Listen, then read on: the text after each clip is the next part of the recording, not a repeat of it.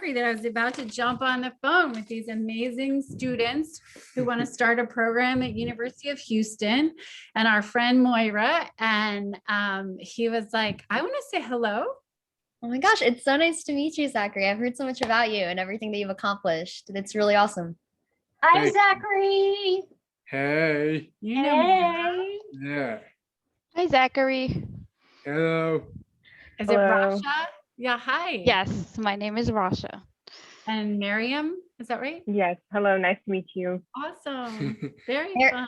Maryam's actually the current vice president of SGA. So I'm really glad that she's in on this initiative with us. That is awesome. You students inspire me so much. Brett, I talked about you the other day. Somebody was asking about like who inspires you. And I said, well, I just got off the call with the most amazing student at U of H who, like, of course, I think they were looking for like, Michelle Obama or something. And I was like, no, it's a student who is so passionate about what she believes in that it's inspired me. Thank you so much. That's such a pleasure and honor to hear. How do I pronounce your name, Miss Baldwin, just in case I say it wrong? Oh, Brett, you won't be the first, so don't worry. I won't take offense. It's Moira. It's Moira. Okay. I'm French, so I was going to say Maire. So Moira, that's awesome. Moira. All right. It's a pleasure to meet you. Thank you so much for meeting with us. May I please have a short introduction of your passion for this project and this initiative? I would love to hear more about you. Sure. And it's the full circle of how I met both Denise and Zachary. My husband and I have been engaged in an organization called The Center, and recently rebranded the Center for Pursuit. We've been engaged in that from a volunteer standpoint for over 30 years. And the center serves adults with IDD, and it's the largest organization in Houston that serves adults with IDD. That's really awesome. It's so great to have you here. All right. So I kind of wanted to have this meeting to kind of talk about our meeting tomorrow. So we were able to score a meeting with the SGA administrator along with the vice president of, I believe it's student affairs. And we're really lucky to have Rena Couture's right-hand man coming to our meeting and hear us out, especially after everything Denise has done. So Denise, if you'd like to introduce yourself to my team, that would be wonderful as well.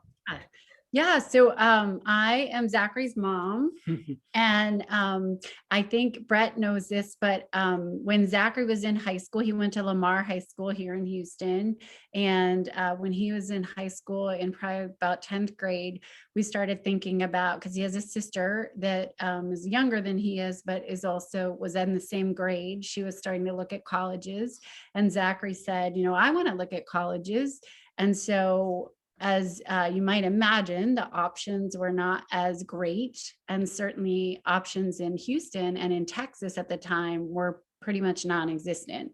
And so we looked all around. We went to George Mason and looked at a program there that they have. We looked at Clemson and saw a program there. We looked at Iowa. We looked at the College of Charleston and kind of looked around and said, like, why isn't there a program here? And Zachary ended up going to Clemson for 2 years in a program there that he liked. It was a little bit segregated, and I don't think, that was his favorite part about it, but he did really love it. And so honestly came back and said, even though Zachary may not attend University of Houston's as a college or program, although who knows, maybe he'll decide he wants to go back. We want University of Houston to have a program. And I was fortunate to go to a conference back in October of 2019 and met the woman who started the program at Texas A&M. And so she's been super, and they're in their second year of their program. She's provided us a ton of information. And just by way of background, we provided that to University of Houston. So we actually had a meeting, my husband and myself, back in 2018, I think it was, with some of with Dr. Walker, who you're going to talk to tomorrow, and a couple other people in the special ed, and Bob McPherson, the head of education school. And they all seemed interested. And as Brett's probably told you, it just has kind of stalled. Although they had a proposal back a year ago, November 2019. And then Maire and I met with Jackie Hawkins, who's head of special ed at University of Houston. And she seemed really interested. But honestly, as many things go, COVID happened and they stalled for whatever reasons. There's been a lot of stalling from our end. It appears that way. Hopefully what he's going to say tomorrow is they've actually been making progress. And so we'll see. I mean, but there's nothing like students like you all to make it happen. And people like Zachary to know that it should happen. Zachary, do you want to introduce yourself? I did all the talking. Yeah, you mostly did. I'm Zachary Smith. I'm Denise's son, and everything she said was correct. When I was looking at colleges, there were not a lot of opportunities, so I was looking, which ended up in Clemson for 2 years. But now I'm back in Houston working at HEB on the West Alabama and Dunleavy, and I'm a bagger there, and I've been taking continuing education classes at Houston Community College and on the side of my work, and that's all I know. Yeah. Thank you so much, Zachary, and thank you, Denise. Zachary, I was wondering, what kind of, how do you personally feel about the fact that the programs are so limited in the US? And I'm sure you think it's really important to have more programs, because I mean, it must just be pretty frustrating. It really is frustrating. I feel like we need more programs because there's not a lot of opportunities for people like me that has special needs. And I think what you're doing is amazing. Like your sister having Down syndrome and going to Stratford, I really hope the rates to have a program, and other colleges moving forward, basically. Yeah, I completely agree with you. Thank you, Zachary. I really hope that this program is in place, crossing my fingers by the time my brother can go, because this is a really big deal for me. And I'm sure for people who have followed special education for a while, because of how segregated the programs are, it must be really, really frustrating to have to deal with that. I can't even imagine. I know how frustrated my brother was when he would have to go in different classrooms for camps, or he was always set aside in the education world. And I can't imagine how frustrating that must be. But we're going to change that, and we're going to push on, and we're going to really make a difference. So I was wondering, go ahead, Maria, sorry. Brett, what I said to Denise via email, I think this champion can really come from you and your colleagues here as students. Denise and I have tried to roll a big rock uphill from our enthusiasms, but I think if this really comes from bottoms up, from you students, that you can really make it happen at U of H. And as it relates to the needs here in the Houston, the organization I'm involved with, we serve 450 adults with IDD. There are 60,000 in Houston. So the need is so tremendous. And to be able to stand up a program in Houston, like Zachary went to at Clemson Life, if it starts as a 2-year program, just to get something off the ground and running, and expands to 4 years, Denise and I have gone through this with Jackie. Just U of H has the housing, the hospitality program to start a jobs training program. We've we've thought a lot about the different aspects, and U of H is just a right ground to make this work. So kudos to you for thinking through this. Well, kudos to you too, Denise and Moira, for really pushing and starting the initiative yourselves. It's so incredibly heartwarming to see community members come together and really care about something like this, because as I wrote in an essay that I sent to colleges, I feel like people with disabilities in this country are kind of the silent minority, and no one, wants to hear them talk. And we raise our voices for everything else except for them. And I think that's really frustrating. And I'm so excited to be able to partner up with you incredible people to kind of change that. So the first thing I wanted to talk about in this meeting is kind of the organization of this program. I was looking into Texas A&M's, and they have it's a semi sort of integrated program, and they have sort of a buddy mentorship program, which is what I saw. But not that much is on the website. I've met with Carly, and she's given me some details, but I was wondering, from Denise and Moira, having met with I believe it's the Dean of Students, what kind of organization do you see happening for this program that I can talk about tomorrow in the presentation? Yeah, so when we met, so I can't remember if I forwarded you Jackie's proposal. I don't know that I did. So yeah. Yeah, okay, so sorry about that. I wasn't sure whether to go ahead and forward it, if it's better for you to talk without having seen it, because then maybe you'll make a little bit more progress, just them knowing that it's authentically what you think, and then I can show it to you. But it was pretty much modeled after what Texas A&M is doing. Around the country, there's different programs where it's fully integrated, fully segmented in its own kind of life, but it's on the campus. I think what our conversations with U of H looked like was kind of in the middle, like not segregated, and not fully included is probably the wrong word, but not on your own. Like, they wanted some support of the students. And so it looked like they would take a couple classes within the regular curriculum, and then a couple classes that might be on their own curriculum. And so that's what we had talked about. The Dean of Students had talked about, the active groups that you have at UH, and how we could do some kind of mentoring and peer buddy system, and was keen on that part of the program.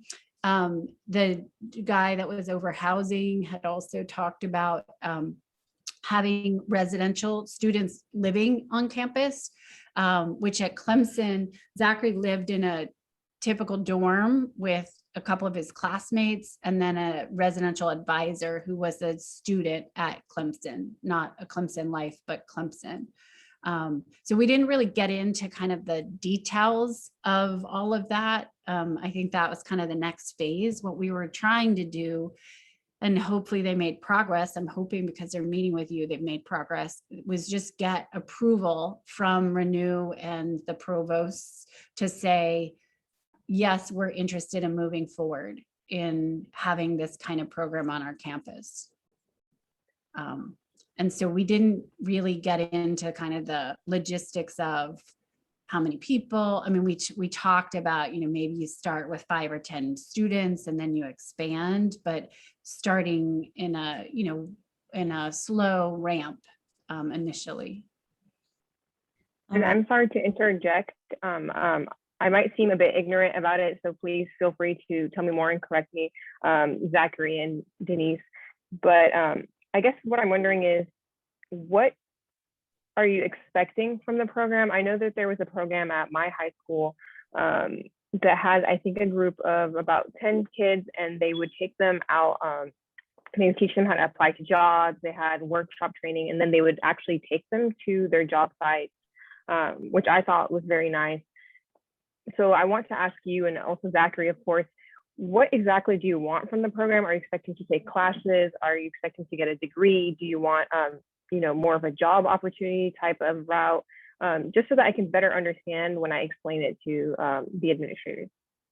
I think for me, I feel like the kids should take the regular college classes to get a degree, but at the same time with a mix of like getting jobs as well, like in the community.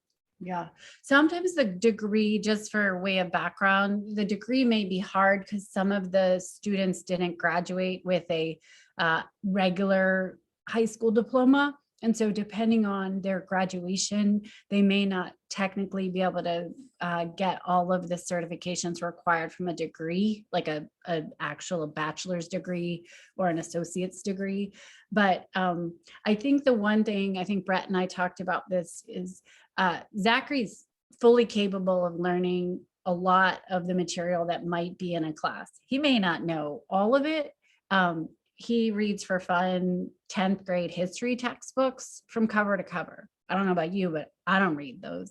And he also reads, a book this thick on the draft, the NBA draft from 1960 to current, and he can tell you who was drafted in 1980. And so when I was living in Canada, I remember one of the moms saying, who had two sons with Down syndrome, they were twins, I want my son to learn why snow is made and how snow is made instead of how to shovel the snow, right? And so that's really stuck with me because I think part of what's happened, and I know Brett knows this, is if we don't have high expectations of our students, they're never going to be able to achieve them. Now, that being said, work is important. We all need to work, we've got to make money. And so a lot of the programs around the country do have some work element to it, just like you guys should all be learning skills for your job one day, right? And so I think that's the same for these kinds of programs. Sometimes they have internship tracks within the program. And sometimes they have certifications, sometimes they have training. So one of the things, as Moira pointed out, that we had talked to Jackie about, Professor Hawkins, is that the hospitality program at U of H might be a great track for some of these students. Not that all of them are going to be interested in childcare or hospitality or whatever, but that might be a natural track that you could kind of certify students to work within the hospitality industry. I completely agree with you, Denise. My parents had to work so hard to just let my brother take any classes that weren't specifically like special education classes. And if you step into like high schools, kids are locked in a room the entire day. They're not allowed to leave their classrooms. They sit at one table isolated. And there's a reason that people don't really, know how to interact with people with disabilities, is because they weren't raised around people with disabilities, because we see them as inherently on the outside as outliers. And we never see people with disabilities because, a lot of the times these people are in basements. When you think about the history of high school and education, Judy Heumann, one of the biggest disability activists, said herself, she had polio. So she didn't even have any kind of, there's no precedence, but she was kept in a basement. And she described it as, once a week, I had the privilege of the normal kids to wheel me up to a pep rally. And it's just insane that, we let this happen for so long. We still have mental institutions in the United States that people with disabilities get carted off to. And that's just, it's insane. My parents had to work so hard to even get my brother to take any classes that weren't specifically special education classes. But going off of what Denise said, I completely agree with you, Zachary. I think that like following the normal curriculum and taking 3 college classes is a great idea. I do feel like people with Down syndrome definitely have the capability to get a degree. I think that saying that or kind of making the assumption that they're not able to do that is exactly the notion that's going to lower that standard. And if we tell people that they're not capable of doing something or reaching for a goal, they're never going to want to try to achieve it. So now I would say, Brett, that some things don't come as easily, like math, of course, yeah, is really not easy. And so in high school, he actually opted out of some of the math classes because there's probably modifications that need to happen. And, Zachary would probably write a 3-page paper. I don't know that he'd write a 30-page paper. Now he probably could. Would it take all year? Maybe. And so partly that's, getting people motivated though. I think is a part of it. I mean, he could do whatever he's interested in doing. But so it might be a lesser load. It might be a longer time frame. We have accommodations at UH with the Center of Disabilities. Yeah. So professors have to adhere by those. I mean, per the UH protocol, they have to adhere to those accommodations. And I feel like professors should definitely learn how to integrate people with disabilities into their programs because they're people and they're students. So I feel like every student should have the ability to take classes no matter what they have to deal with. And there are examples at in Syracuse University and at College of Charleston that are probably a little more on the inclusive side than maybe a Clemson Life or some other programs where they're not as integrated. If I may add, I think for your meeting tomorrow, what the program's goal is for each student to reach his or her ultimate potential, whatever that may mean for that individual. But the program, what we envision would that it would incorporate life skills, job skills, as well as an academic curriculum. We also talked, because of the opportunity to live on the U of H campus during the student's academic career, there is that opportunity for job training, for an internship. We also talked about a holistic program that would also include wellness and physical education, because U of H has all of that on campus. And I think we're all learning, particularly during this pandemic, how important wellness is. And we would want that to be part of that curriculum.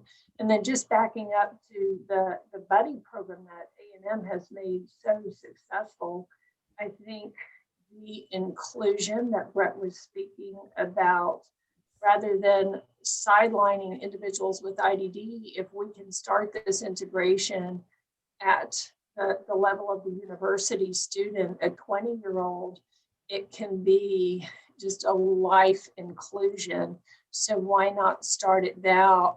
Why not start it now, both in the classroom through a buddy system, and make this program as inclusive as possible. So I think for your meeting tomorrow, those are just, we have many, many goals with this program, but as Denise said, we don't envision a 150 person program in year one. We are very realistic with, let's just start off with 7 people and gradually ramp from there and test drive what works and what doesn't work. Learn from U of H, learn from Clemson, but let's make it as much of an integrated program as possible. I completely agree. I think that a major match would be really cool for like if a student chooses to go down a certain route. Like I'm kind of how I see it in my head is like, and correct me if anyone else has any really cool ideas, but I was thinking maybe 3 classes, and then those 2 other slots, because students usually take 5 classes, those 2 other slots can be used for maybe reaching toward a certification. So outside of classes. So I think certifications are great because it's not just like achieving a program for students with disabilities, it's getting a certification from UH in something that the student actually wants to do, so that they have like a concrete kind of goal to reach. And that goal isn't unique to them having Down syndrome. That goal is unique to them as an individual wanting to achieve a real piece of paper, real diploma. So I was thinking maybe like, I know a lot of students in student government would be really interested, as we all come from student government, and we could definitely pitch this program really well. But I was thinking maybe there's pathways, and students can pick a pathway to go down, and then those pathways can be an accumulation of different courses. And like those courses are within a 2-year, 4-year program. And then at the end, they're also in that 2 class slot that can include an internship in that specific pathway. So that's kind of how in like a different department in UH. So that's kind of how I was envisioning it. If I may Yeah. add, I'm sorry, Denise, you wanted to say something? No, I was just gonna ask you all, but Rasha, go ahead, because I've spoken too much. I'm curious. Me too. I'm sorry if I cut anyone off. Yeah. No, No, I'm- that's fine. I think you guys all have great ideas, and just to kind of so I work closely with the CSD, and I know that they are in the process of implementing a new software that will easily help students who are on Section 504, which is basically they get accommodations. It would help them get their accommodations. So I can see how this program, they can use that same system that they're currently implementing to get students with accommodations, to get those accommodations for them. Because I understand, Denise, you mentioned a really valid point. You know, they're not gonna necessarily want to take full force, you know, like 30-page essays and stuff like that. They might, of course, they would need accommodations, and the University of Houston is just implementing something like that we can. They would help make things a lot smoother. And I like the idea of having a few students, you know, with the 3 classes or the 2 classes internship. I think that all sounds great, and I can see it merging, you know, very smoothly with the new system that they're currently implementing right now. Yeah, I think one thing I would say as you think about the meeting tomorrow, because I think this is amazing conversation, and I think the details of the program are, you know, the devil's in the details, as they always say, like that will be very important.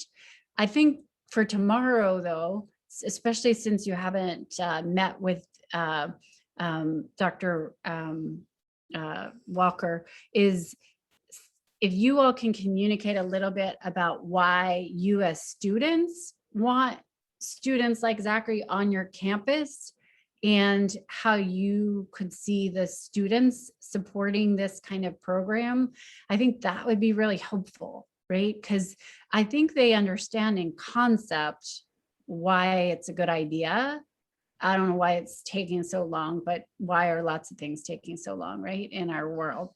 So, but I think that would be really helpful, is to say, like, you know, obviously, Brett, it's important to you because you have a sibling, but you guys also believe that diversity within a student body is, I'm guessing, I mean, you need to use what your words are, is important, right? So I actually want to ask about that. And that was one of my concerns. So I know that y'all have been talking a lot about, you know, being pushed to the side, segmented, you know, being in a basement.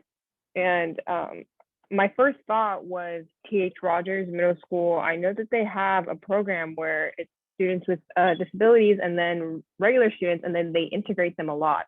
Yeah. I unfortunately did not get to go to T.H. Rogers, but I know students who went, and they told me that it was an amazing experience, and that it was almost regular for them to interact. And I think most places aren't like that.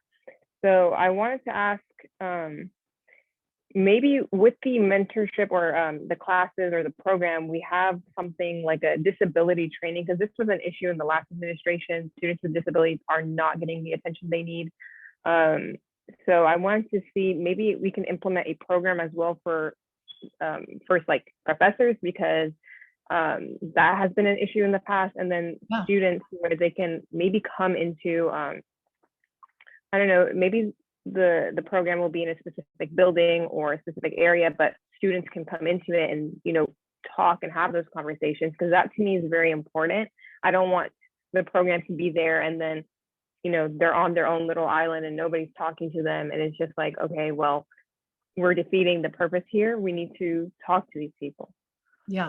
And at Clemson, one of the things, some of the students are in the fraternities and sororities with the other students. They're also, you know, they're not playing on Clemson football team. I see Sterling's got the football background, but they're helping manage the football team, you know, and not to put them aside, but that's a role on the team and it's important. And so that was one of the big benefits of UH also, is just all the activities that you have there on campus that people can be a part of. So Zachary and I know Brett's brother have been fully integrated into classes, and that has been hopeful. But it is, that everybody learns from that, right? And then to Brett's point earlier, then it's not odd when you meet somebody at the TH Rogers case, those students are all hearing impaired. So when you meet someone that's hearing impaired, how do you act, right? And so we're, as with all sorts of different kinds of diversity, when we are integrating students on our campuses, we learn to respect everyone for their difference. I completely agree, Denise.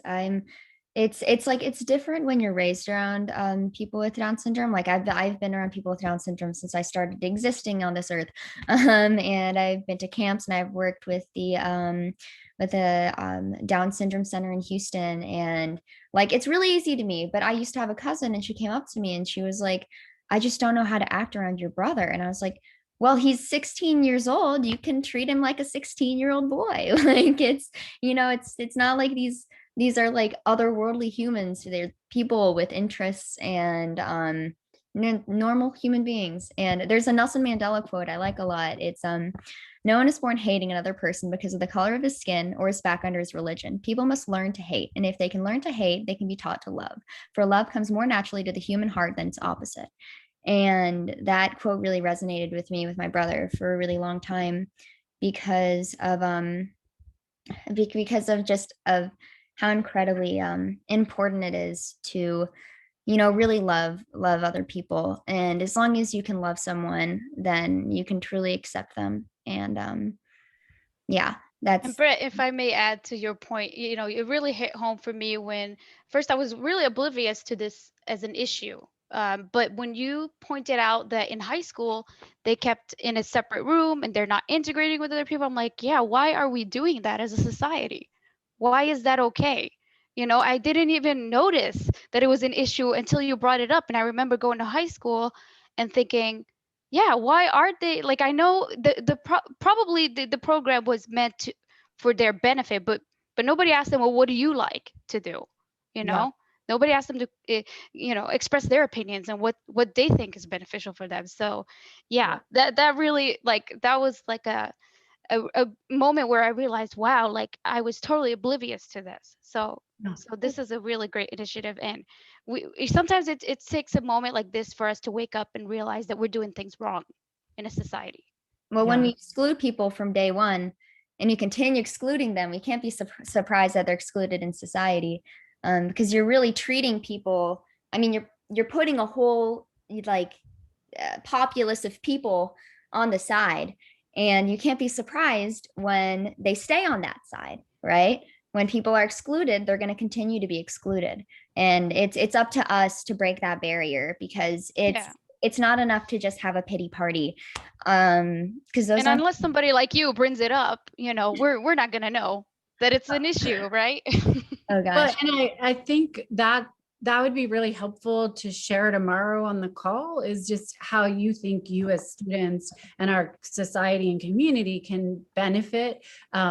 I think we'll all get to work on what are the logistics and details of the program. That I would worry less about that tomorrow versus showing your passion that you just shared, and that you all, share as you think about, how do I have people around me that I can learn from in a different way. Right? Absolutely. I'd also like to just jump in here and just on that note, what Denise said. First and foremost, nice to meet you all. Nice to meet you, Denise, Zachary, Mary. The University of Houston prides itself on diversity and inclusion, and for the most part, they look at skin color and religion. But I think that the reason that this program would do well at our university is because, well, it's diversity and inclusion. We should have diversity of thought and everything. And I like what Rasha was saying, the CSD has been going through a lot of changes. The director was doing some things that were frowned upon, and now they've been called out for it, especially after the last administration. And just pushing forward this with SGA and changes within the CSD as they're already happening, I think it's going to be amazing. And I really think that this does have a future here at U of H because, I mean, diversity and inclusion, it's what we're all about. And I know every single one of us from that university is all about it as well. Awesome.